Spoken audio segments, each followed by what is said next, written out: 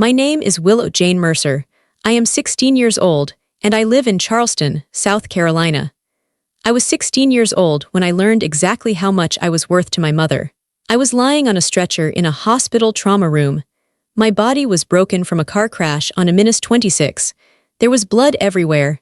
The pain was so bad I couldn't even scream. The doctors were frantic. They needed a parent's permission to do emergency surgery to save my life. They video called my mother, Harmony. A nurse held the phone in front of my face so I could see her. I wanted to see her cry. I wanted her to tell me to hold on. Instead, I saw her wearing a white sheet mask. She was at a spa. She sighed loudly, like I was interrupting her vacation. "If she doesn't make it," she said, her voice bored and cold, "just call me when it's over." The doctor froze. The room went silent. I closed my eyes and let the darkness take me. I didn't wake up for 18 days.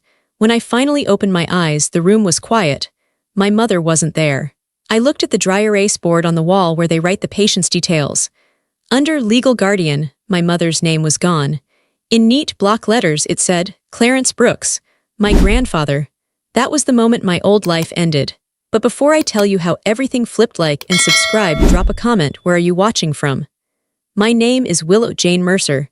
I am 16 years old. To understand why I was alone on that highway, you have to understand the house on James Island. It was a beautiful house. It was white with black shutters and a big porch that wrapped all the way around. We had azalea bushes that exploded with pink flowers every spring. From the street, it looked like the kind of place where a happy family lived. It looked like the kind of place where they filmed commercials for laundry detergent or orange juice. But the inside was different. The inside was cold, even in the middle of July. My dad built the bones of that house. He was a contractor. He died when I was 6 years old. I don't remember much about him, just the smell of sawdust and peppermint gum, and the way his beard scratched my cheek when he kissed me goodnight. After he died, the house felt empty. My mother, Harmony, spent a year crying in her bedroom. I used to sit outside her door, just waiting for her to come out. I was 6, then 7. I learned how to make my own peanut butter sandwiches. I learned how to get myself to the school bus. I learned that if I was quiet, I wouldn't make Mom sadder. Then, when I was 8, everything changed. Harmony met Robert. Robert was a developer. He was loud, he was rich, and he liked things to be new. He didn't like old things. He didn't like things that were broken. And in a way, I think he saw me as something broken. I was the leftover piece from my mother's first life. They got married fast. Robert moved in. He renovated everything. He painted over the colors my dad had chosen. He tore out the kitchen cabinets my dad had installed with his own hands. He bought sleek, modern furniture that I wasn't allowed to sit on unless I had showered. Then, my sister Haven was born. That was the real end of my childhood. When they brought Haven home from the hospital, it was like the sun had finally come out for my mother. She smiled, she laughed, she held the baby constantly. I remember standing by the crib looking at this tiny, pink thing. I wanted to hold her too. "Careful, Willow," my mother snapped, pulling the baby away. "Your hands are dirty." I looked at my hands. They were clean, I had just washed them, but that didn't matter. I was the dirty one. I was the clumsy one. I was the one who didn't fit. As Haven grew up, the difference between us became a canyon. Haven was blonde like our mother. She was petite and bubbly. I had my dad's dark hair and his quiet eyes. I was tall and a little awkward. When I was 12, Robert decided he needed a home office. My bedroom, the one I had slept in since I was a baby, the one next to Mom's room, was the perfect spot. "We're moving you," Mom told me over dinner one night. She didn't ask. She just announced it while she cut Haven's steak for her. "Where?" I asked. "The room over the garage," Robert said. "It's private, you'll like it. Teenagers like privacy." "But it's freezing in the winter," I said. "And the Wi-Fi doesn't reach out there." "Don't be ungrateful, Willow," Mom said, not looking up. "Robert is spending a lot of money to fix up this office. We need the space." So I was moved. The room over the garage wasn't insulated well. In the summer, it was an oven.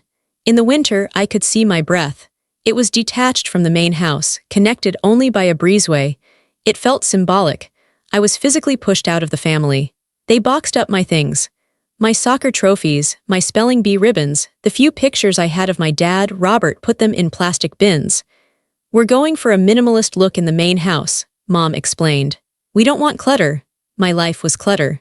Over the next 4 years, I became a ghost. I would come home from school, walk through the side gate, and go straight up the stairs to my garage room. I had a mini fridge and a microwave. I bought my own food with money I made babysitting. Sometimes, days would go by without me having a real conversation with my mother. I would watch them from my window. I saw them eating dinner in the dining room. I saw them laughing. I saw Robert pouring wine for Mom. I saw Haven telling stories with her hands waving in the air. It looked like a silent movie of a happy family. I was just the audience. At school events, it was worse. When Haven had a ballet recital, the whole family went. Mom bought new dresses. Robert brought a huge bouquet of roses. They took pictures for Facebook with captions like, "So proud of our little star." When I made the varsity track team, nobody came to the meets. "It's in the middle of the day, Willow," Mom said when I asked. "Robert has work, I have Pilates. We can't just drop everything for a track meet." One time, I won the 400-meter dash. I looked up into the bleachers, hoping that maybe, just maybe, they had surprised me. I saw other parents cheering. I saw dads hugging their daughters. I saw moms holding up signs. My section of the bleachers was empty. I walked back to the bus alone. But I wasn't completely alone. I had Grandpa. Grandpa Clarence was my dad's dad. He was a retired police chief. He was a big man with hands that looked like baseball mitts and a voice that rumbled like thunder, but he was the gentlest person I knew. He lived on Folly Beach in a small cottage that smelled like salt water and old books. He drove a beat-up truck and wore flannel shirts even when it was warm. Grandpa Clarence was the only person who looked me in the eye. He came over every Sunday, no matter what. Harmony didn't like him coming. She thought he was uncouth. She didn't like his truck parked in her driveway next to Robert's Mercedes, but she couldn't ban him completely. He was her first husband's father, and he had rights. Those Sundays were my lifeline. Grandpa would pull into the driveway, and I would run down the stairs from the garage before he even turned off the engine. "There she is," he would shout, stepping out of the truck. "There's my girl." He would hug me so hard my ribs cracked. It was the only hug I got all week. He noticed things. He noticed when I lost weight. He noticed when I had been crying. He noticed that my winter coat was getting too small. "Here," he'd say, slipping me $100 bill. "Go buy yourself a coat, a warm one, don't tell your mother." He knew. He never said it out loud, because he didn't want to cause a fight that would get him banned from the house, but he knew. He saw how they treated me. He saw the room over the garage. He saw the way Haven smirked at me when I walked into the kitchen. We had a routine. We would sit on the back porch steps, away from the main house. He would bring me a bag of boiled peanuts or a box of donuts. "How's school, kiddo?" he'd ask. "It's okay," I'd say. "How's the track team?" "I won on Tuesday." His face would light up. "You did, why didn't you call me? I would have come. I didn't want to bother you." "Willow Jane," he would say, his voice serious. "You never bother me, you are the best part of my week, you hear me?" "I hear you, Grandpa." "You just hang on," he told me once, when I was 15 and crying because Mom had forgotten my birthday. "You just hang on. You're almost 18. You're smart, you're strong. You're going to get out of here, and you're going to build a life so big that this house will look like a dollhouse in your rearview mirror." "I don't know if I can make it that long," I whispered. "I've got you," he said. "I'm always right here. If you ever need me, really need me, you call, day or night, you understand?" I nodded. I believed him, but I didn't know how soon I would need him. The dynamic in the house got worse the older I got. By the time I was 16, I was basically a tenant. I did my own laundry. I cleaned my own bathroom. When I walked into the kitchen to get a glass of water, conversation would stop. Haven was 14 then, and she was a carbon copy of Harmony. She was mean in that quiet, girlish way. She would make comments about my clothes or my hair. "Are you wearing that?" she'd ask, looking me up and down. "It looks like something from Goodwill." "It is from Goodwill," I'd say. "It's vintage."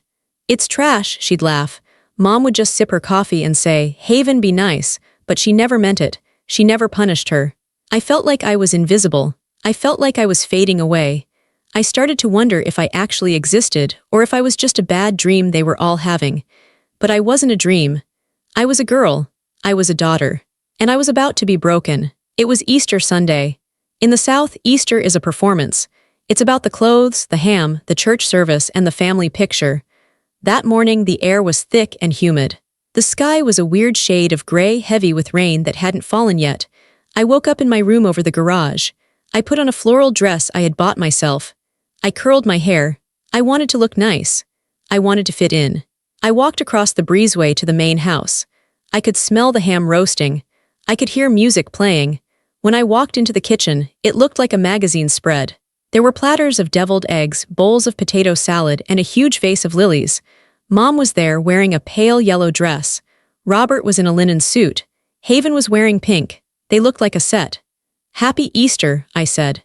Mom looked up, she frowned slightly, scanning my outfit. "Is that what you're wearing?" "Yes," I said. "Is something wrong with it?"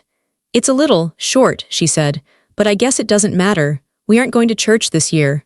We're just doing the cookout here." "Oh," I said. "Okay." Grandpa Clarence arrived at noon. He was the only reason I stayed. He came in wearing his Sunday best, a navy blue suit that was a little tight in the shoulders. He brought a basket of chocolate for me and Haven. "Happy Easter, girls," he boomed. Haven took her chocolate without looking at him. "Thanks," she mumbled, already looking back at her phone. I hugged him. "Thanks, Grandpa." We ate lunch on the patio. The clouds were getting darker. The wind was picking up. I was eating my potato salad, trying to be invisible when I heard them talking.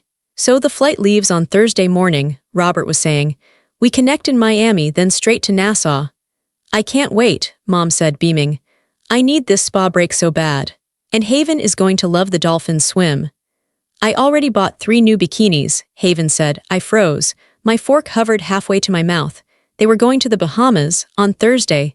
Thursday was my spring break, too. "What trip?" I asked.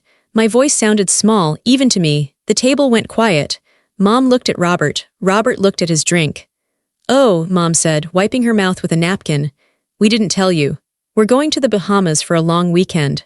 "Who is we?" I asked. "Robert, me, and Haven," she said. "And me?" I asked. Mom sighed. It was that long, suffering sigh she used when I was being difficult. "Willow, honestly. The tickets were very expensive. And it's really more of a family bonding thing. You know how busy Robert has been. We just need some time, the 3 of us." "The 3 of you," I repeated. "So I'm not family." "Don't be dramatic," Robert said. "You're 16, you don't want to hang out with us anyway. We figured you'd rather stay here. You have the house to yourself. You can have friends over. It's a treat for you, really." "A treat," I said. "Being left alone in the house while you guys go to the Bahamas is a treat." "See," Mom said to Robert. "She's always like this, ungrateful. We trust her with the house and she acts like a victim." She turned to me. "Willow, stop ruining lunch. Grandpa is here, don't make a scene." I looked at Grandpa. His face was red. He was gripping his fork so hard his knuckles were white. "Harmony," Grandpa said, his voice low. "You're taking a trip and leaving the girl behind." "She's 16, Dad," Mom snapped. "She's not a baby. She doesn't even like the beach." "That's not the point," Grandpa said. "This is none of your business," Robert interrupted. "This is our family vacation. We decided what works best for our budget and our schedule." I stood up. My chair scraped loudly against the patio stones. "I'm not hungry," I said. "Sit down, Willow," Mom ordered. "No," I said. "I think I'll go for a drive, since I'm so grown up and everything." "If you walk away now," Mom said, her voice icy, "don't expect any Easter candy." It was such a childish threat. It made me want to laugh and scream at the same time.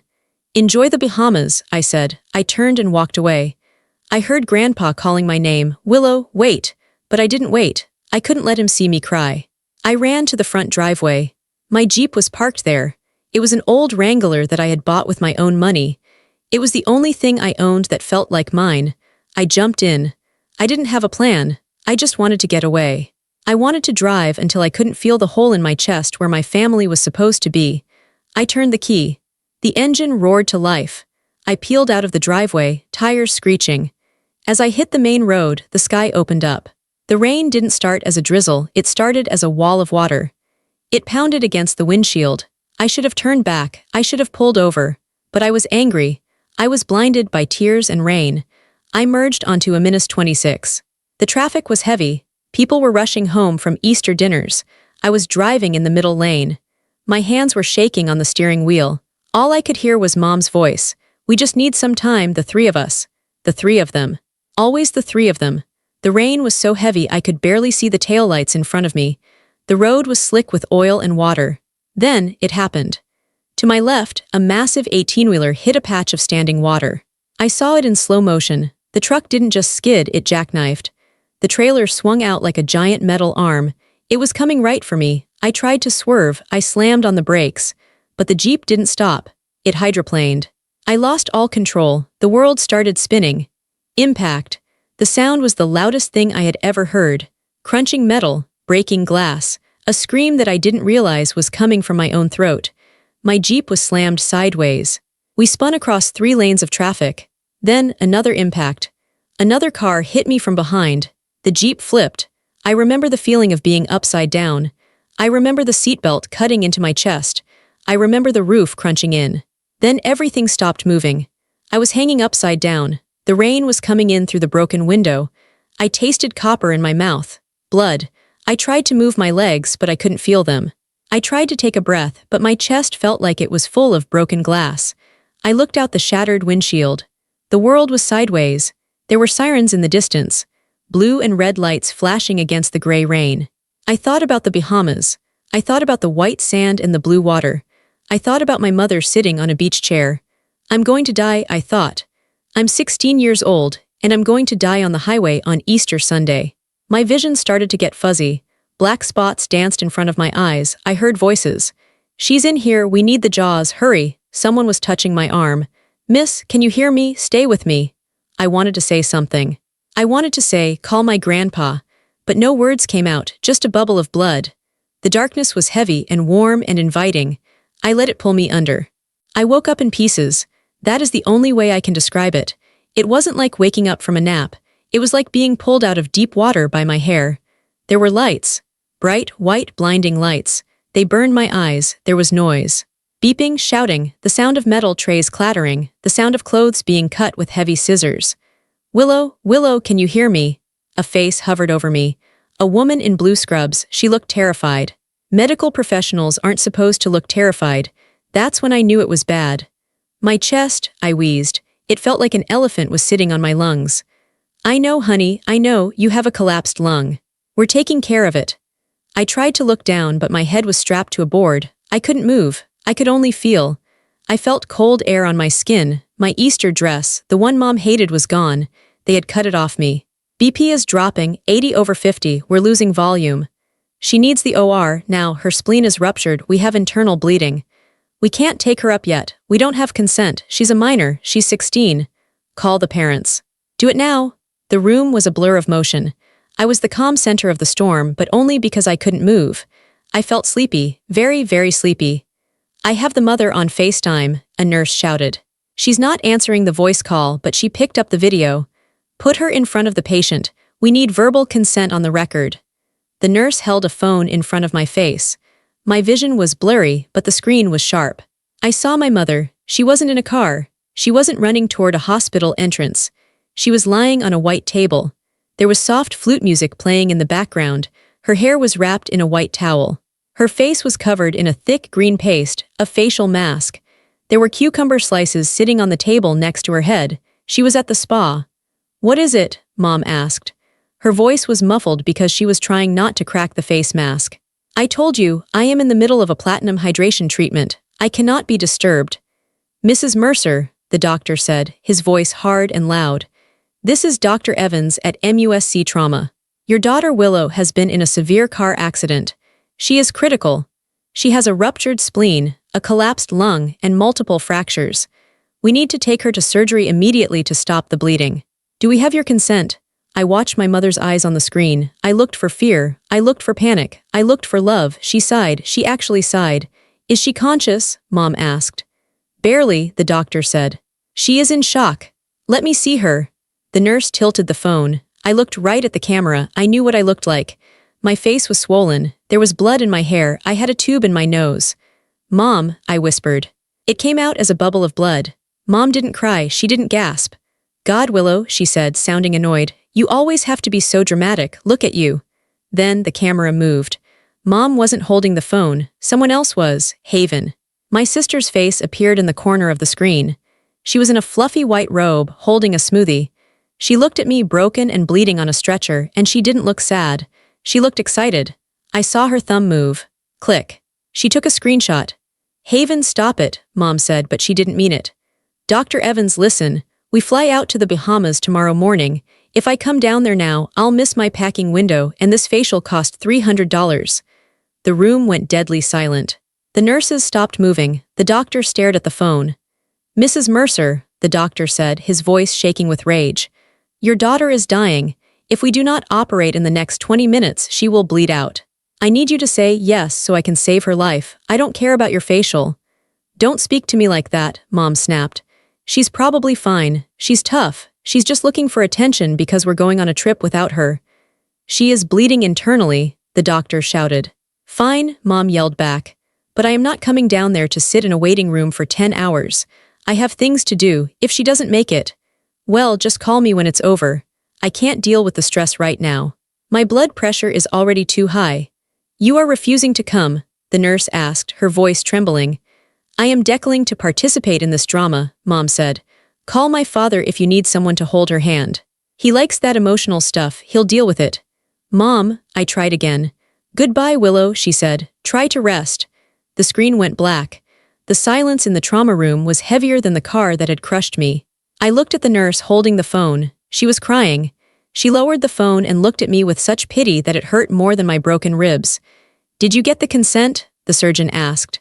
"She said, call her father," the nurse whispered. "She refused to come." My phone buzzed on the side table where they had dumped my personal effects. It lit up. The nurse glanced at it. Her eyes went wide. She turned the screen so I could see it. It was a notification from Instagram. Haven had posted the screenshot.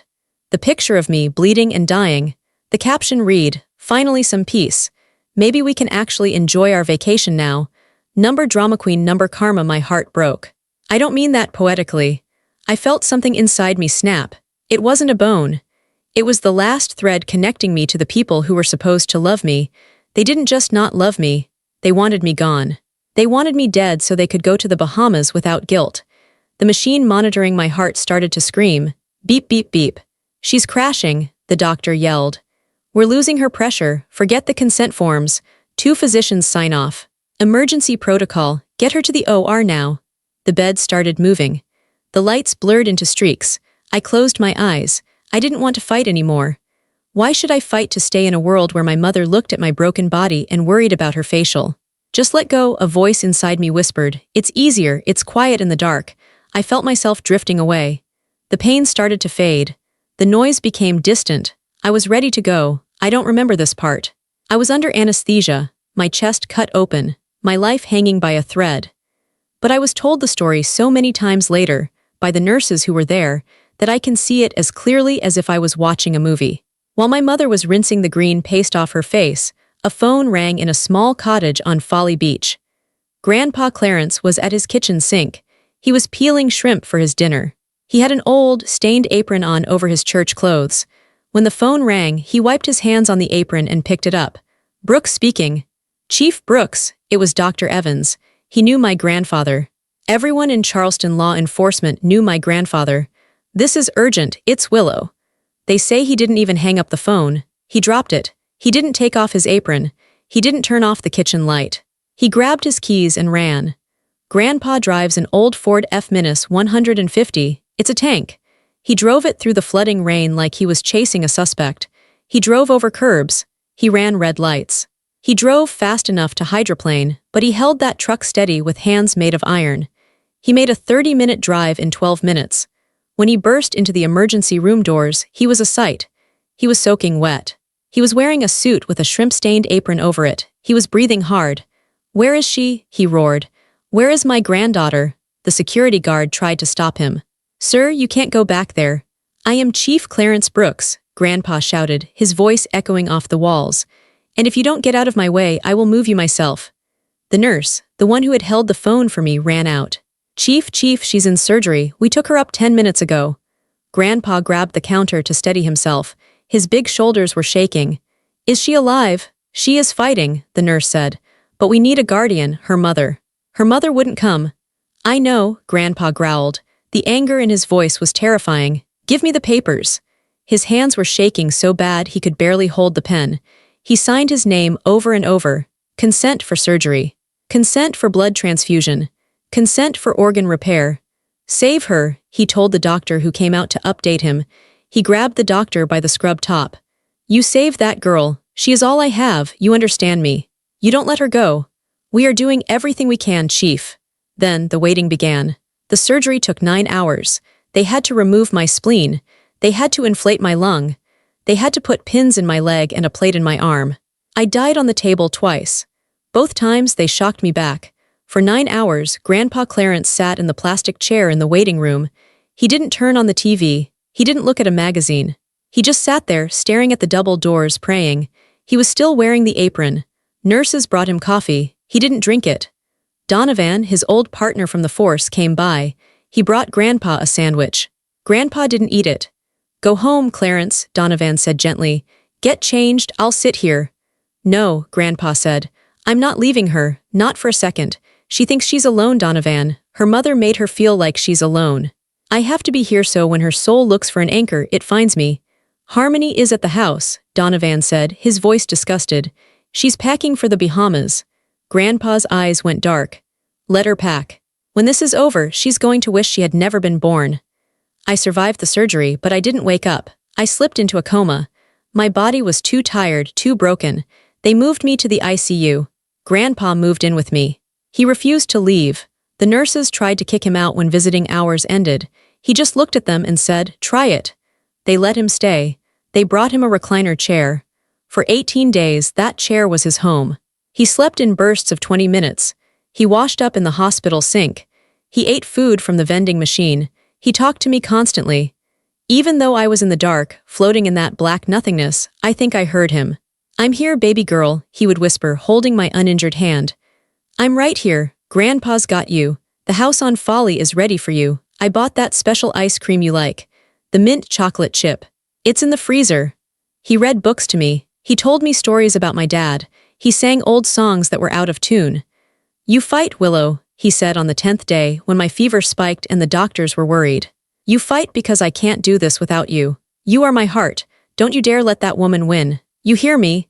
Living is the best revenge. You wake up and you live." On the 15th day, Harmony called the nurse's station. She was back from the Bahamas. "How is she?" she asked. Grandpa took the phone from the nurse. "Harmony," he said. "Dad," she sounded surprised. "Is she awake? We had a great trip, but the flight back was a nightmare. Lost luggage. Is she ready to come home? I don't want a hospital bed in the living room, it's tacky." "She isn't coming to your home," Grandpa said. His voice was calm, which was scarier than if he had yelled. "She is never stepping foot in your house again." "What are you talking about? I'm her mother." "You resigned," Grandpa said. "You resigned on FaceTime while you were getting a facial. Don't come here, Harmony. If you come to this hospital, I will have you arrested for trespassing, and then I will tell the world what you did." He hung up. He went back to my bedside. He smoothed my hair back from my forehead.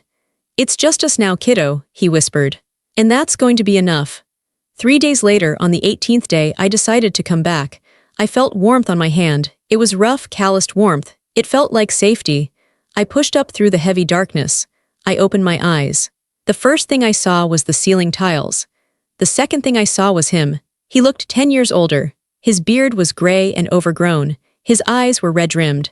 He was wearing a wrinkled shirt. But when he saw my eyes open, he smiled. It was the most beautiful smile I had ever seen. "Hey there," he croaked, his voice thick with tears. "Welcome back." He squeezed my hand. "I've got you," he said. "I never left." And for the first time in my life, I knew I was safe. While I was sleeping in that white room, fighting to keep my heart beating, the world outside was changing.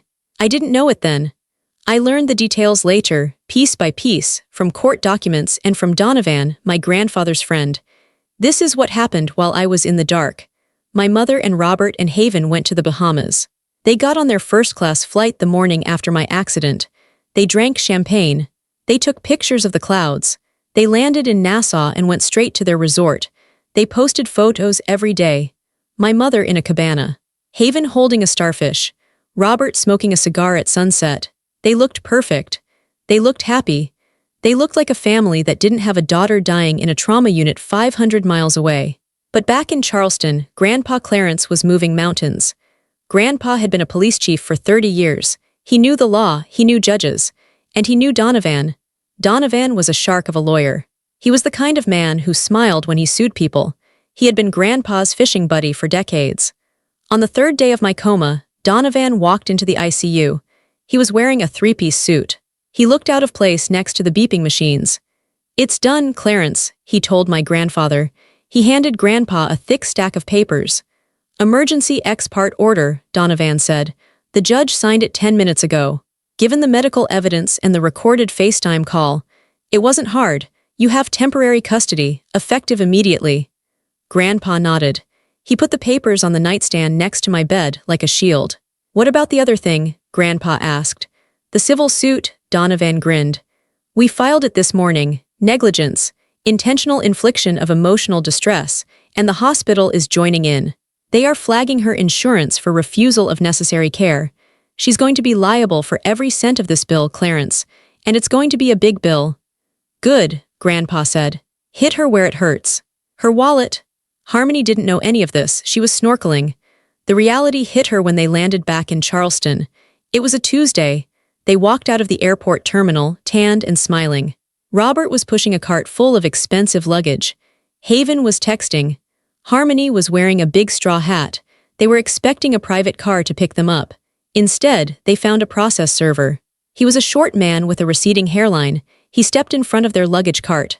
"Harmony Mercer?" he asked. "Yes," Mom said, annoyed. "Please move, our driver is waiting." "You have been served," the man said. He slapped a heavy envelope onto her stack of suitcases. Then he dropped another one on Robert's cart. "And you, sir?" "What is this?" Robert demanded.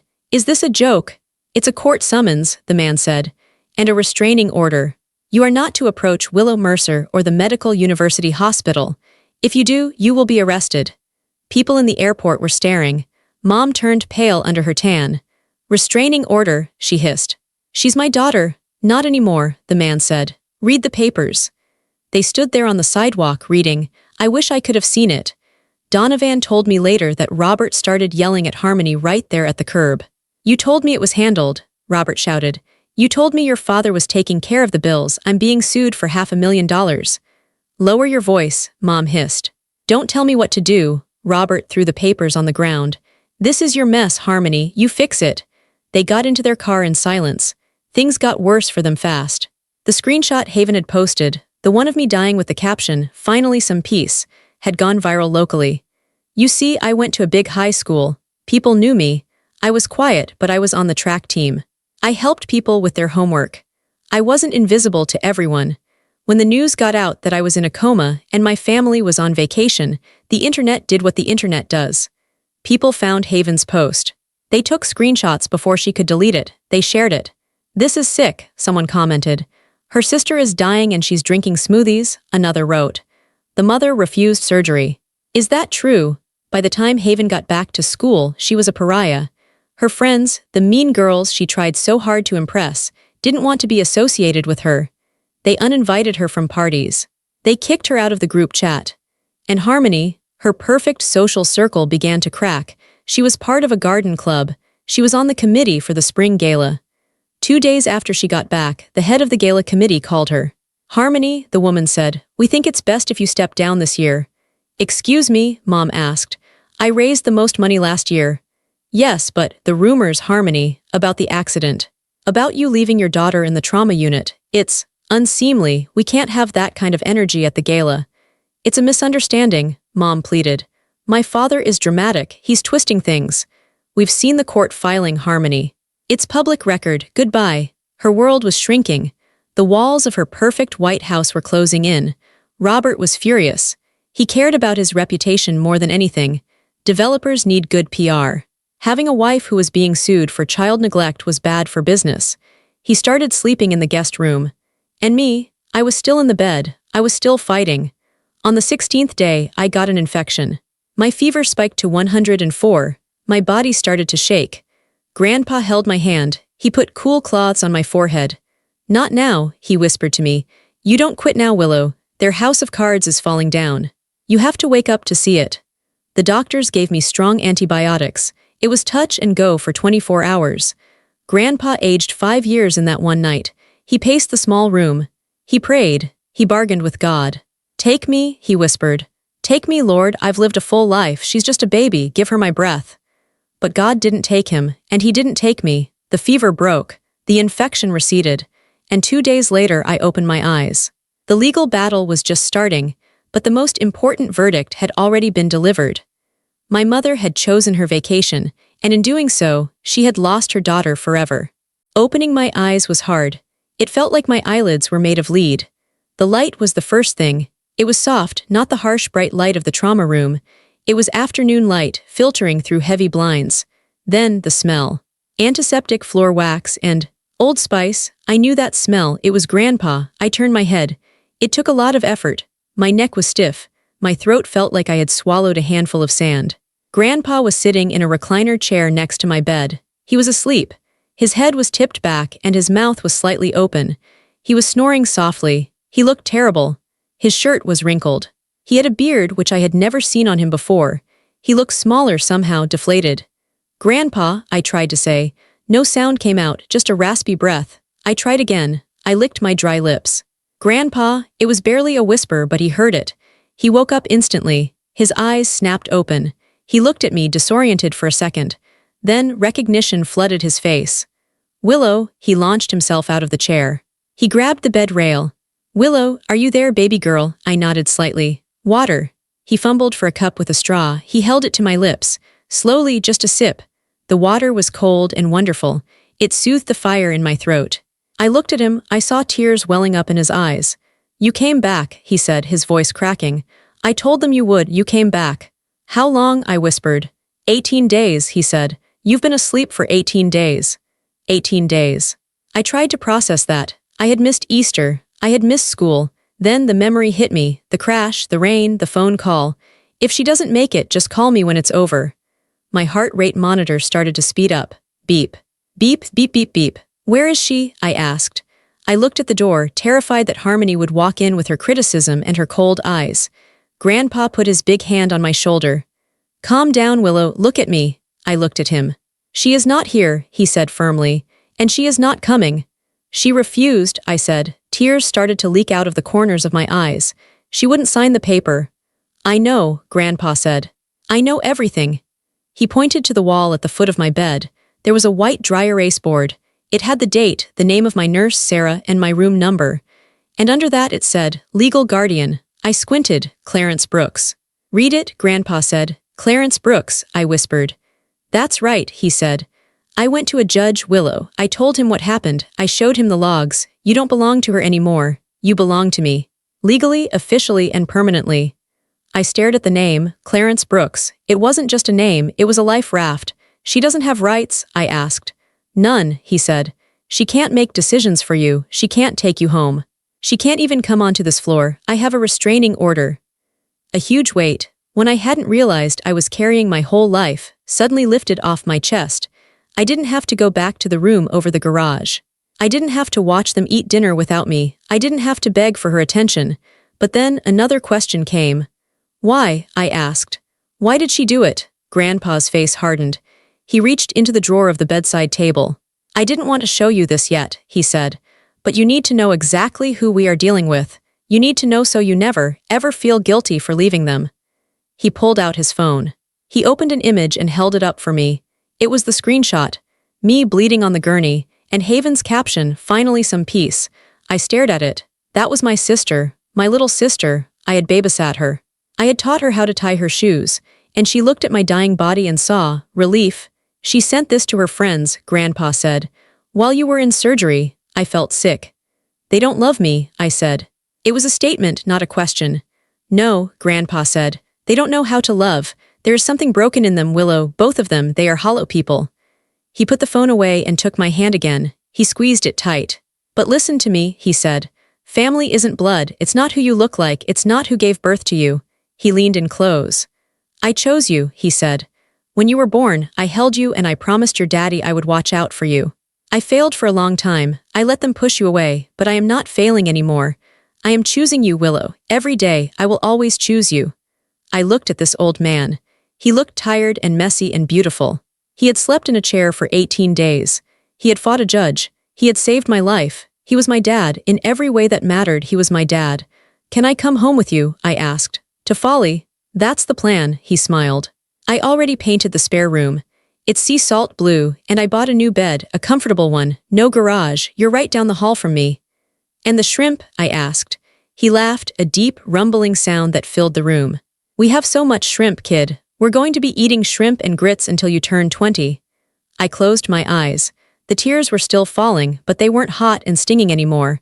They felt like a release. I grieved for the mother I never had. I grieved for the sister who hated me. I grieved for the girl I used to be, the one who tried so hard to be good enough for them. That girl died on the highway. The girl in the hospital bed was different. She was broken, yes. She had scars. She had a long road ahead of her, but she had a guardian, she had a home, and for the first time she had a chance. Okay, I whispered. I'm ready. Rest now, Grandpa said, patting my hand. We have a lot of work to do when you get strong. We're going to rebuild everything. I drifted back to sleep, but this time it wasn't the black void of a coma. It was just sleep. Peaceful, safe sleep. I slept under the watch of Clarence Brooks, my guardian, my hero, my father. Going home didn't mean going back to James Island. It meant going to Folly Beach. When I was finally discharged from the hospital, I was still in a wheelchair. I had a cast on my leg, a brace on my arm, and a scar running down the center of my chest that looked like a zipper. Grandpa lifted me out of the wheelchair and into his truck. He had put a step stool there to help me, but I was too weak to use it. He picked me up like I was a toddler. Easy does it, he grunted. I've got you. The drive to Folly Beach was different than any drive I had taken before. We rolled the windows down. The air smelled like pluff mud and salt water. It was thick and heavy, but it felt clean. When we pulled into his driveway, I saw the ramp. He had built a wooden ramp over his front stairs. The wood was fresh and pale yellow. When did you do this? I asked. Nights, he said. Donovan came over and helped. We can't have you hopping upstairs on one leg. Inside, the cottage was small. It wasn't like the big white house with the equi hallways. This house was stuffed full. There were books everywhere. There were fishing rods in the corner. There were photos of my dad on the mantel. This is your room, he said, wheeling me down the hall. He pushed the door open. The walls were painted a soft, pale blue, sea salt blue. There was a big bed with a fluffy white duvet. There were fairy lights strung around the window. And on the dresser, there was a framed picture of me winning my track meet. I didn't even know he had that picture. He must have taken it from far away. It's perfect, I said. My recovery was slow. It was painful. Physical therapy was a torture chamber. 3 times a week, Grandpa drove me to the clinic. I had to learn how to bend my knee again. I had to learn how to lift my arm without screaming. There were days I cried. There were days I threw things. I can't do it, I yelled one Tuesday, throwing a resistance band across the room. It hurts too much. I'm never going to run again. Grandpa didn't yell back. He just picked up the band. You will run, he said calmly. Maybe not today, maybe not next month, but you have Brooks' blood in you, Willow. We don't stay down. He was my nurse, my cook, and my cheerleader. Every night he made dinner. It was always something heavy and comforting. Shrimp and grits, fried flounder, low-country boil with corn and potatoes. You need meat on those bones, he'd say, piling more shrimp onto my plate. You're too skinny. We developed a rhythm. In the mornings, we sat on the back deck and watched the sunrise over the marsh. We drank coffee, lots of milk, and sugar for me. We watched the dolphins hunting in the creek.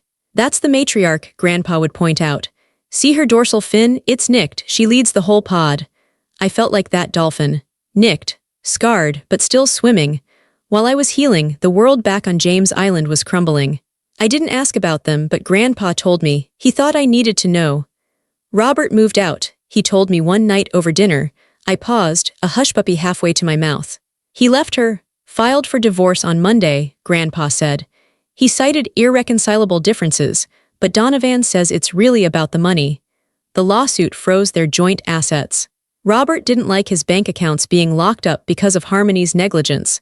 He cut bait and ran. I felt a strange sense of satisfaction. Robert had always treated me like an unwanted piece of furniture. Now he was treating Harmony the same way.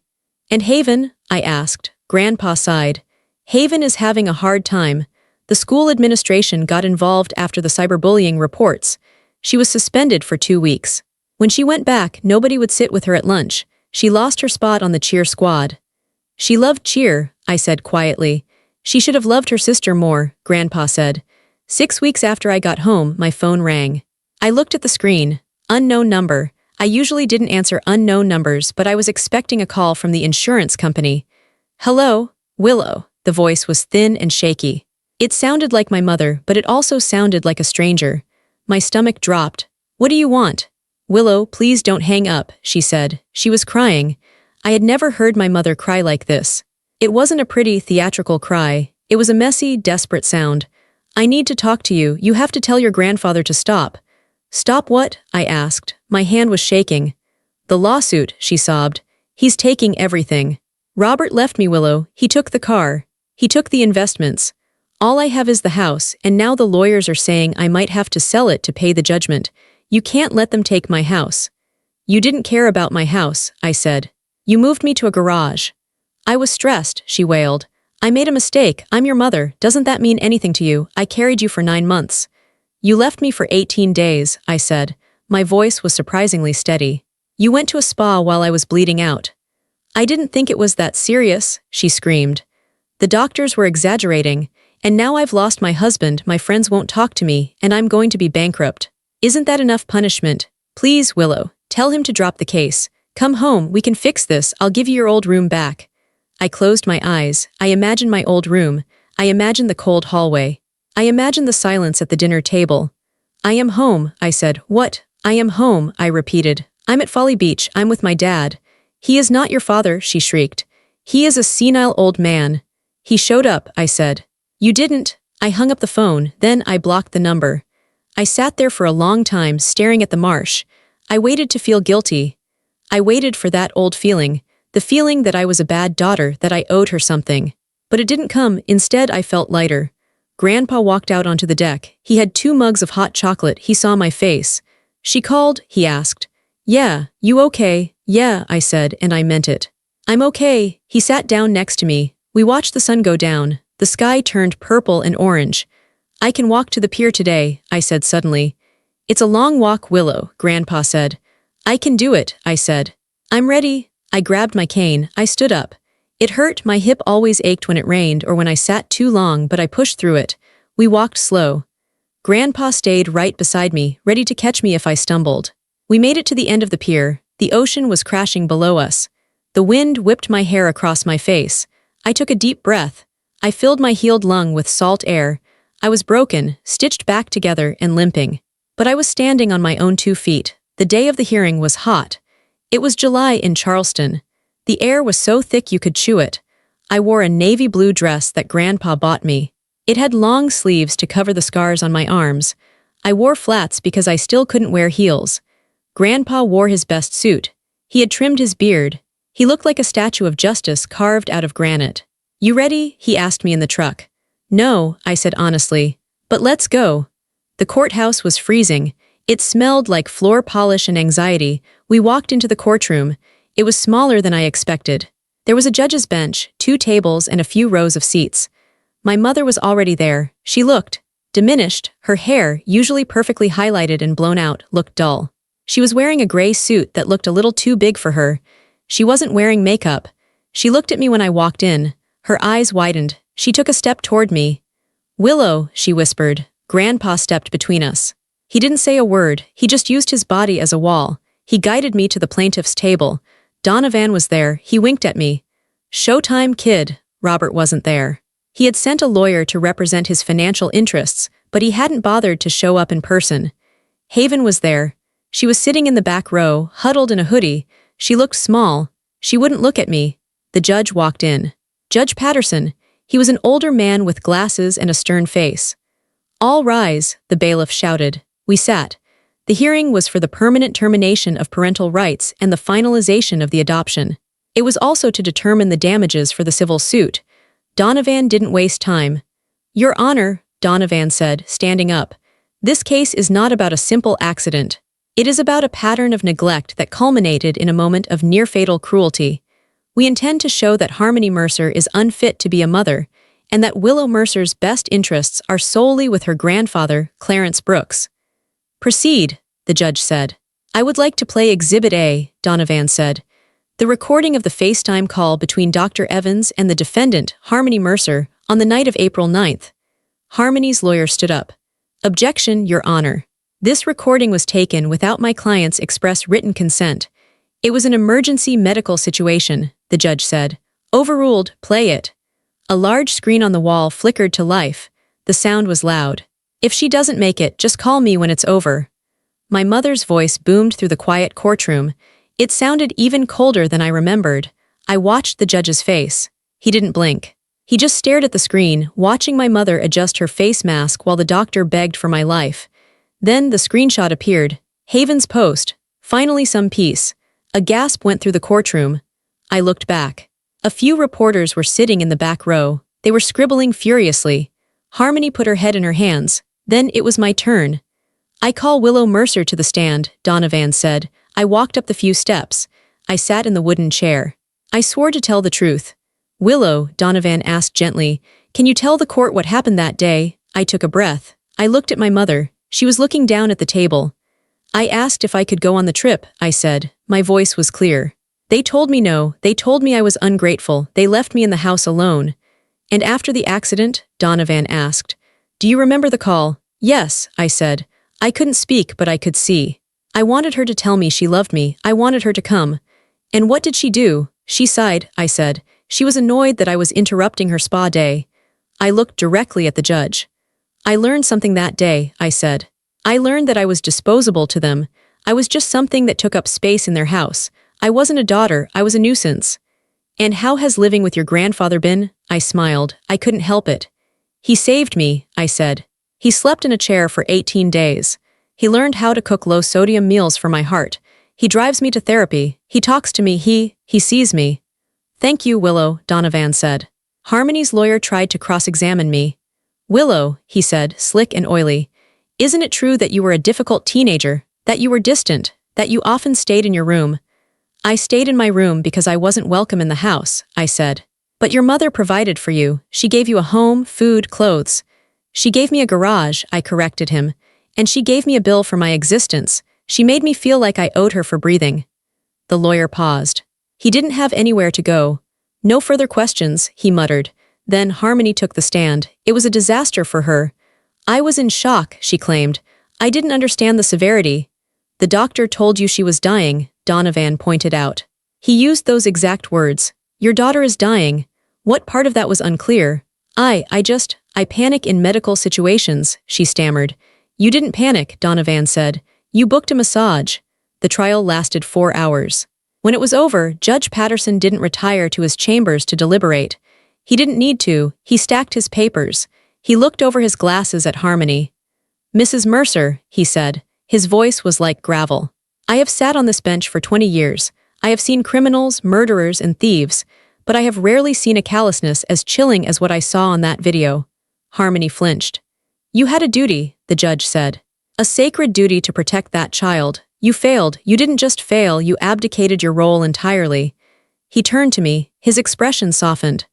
"Willow," he said, "the court finds that it is in your best interest to be permanently removed from the custody of your mother." He banged his gavel. "Bam. I am granting the petition for adoption. Mr. Clarence Brooks is now your legal father." Bam. "Furthermore," the judge continued, "I am ruling in favor of the plaintiff in the civil suit. Mrs. Mercer, you are ordered to pay all medical expenses incurred by the accident, totaling $230,000. Additionally, for pain and suffering and emotional distress, I am awarding the plaintiff $250,000. Bam. Court is adjourned. The room erupted in noise. Harmony burst into tears. She tried to run toward me. Willow, please, I don't have that kind of money. You can't let him do this." The bailiff stepped in front of her. "Step back, ma'am." I stood up. Grandpa was there. He wrapped his arm around me. "It's over," he whispered. I looked at Harmony one last time. She was sobbing, her hands grasping at the air, terrified of the ruin she had brought upon herself. I didn't feel happy. Didn't feel sad, I felt done. "Let's go, Grandpa," I said. "I want to go home." We walked out of the courtroom together. We walked past the reporters. We walked past Haven, who was crying silently in the back row. We walked out into the bright, hot Charleston sun. I was free. The day the adoption papers arrived, I officially became Willow Brooks. Grandpa and I celebrated with coffee in our kitchen on Folly Beach. My mother's life, meanwhile, had collapsed. To pay the court judgment, she sold the big white house and moved into a small apartment. I heard she was working as a receptionist, but honestly, I didn't care. I felt nothing for her anymore, just a quiet distance. I rebuilt my life. I graduated valedictorian, with Grandpa blowing an air horn in the front row. I went to college, became a trauma counselor, and married a kind man who knew that breaking my heart meant answering to Grandpa. When I walked down the aisle, Grandpa gave me away, but we both knew he was keeping me too. Now, at 26, I help teenagers who feel invisible, just like I did. I tell them the truth I learned that Easter Sunday. Family isn't blood.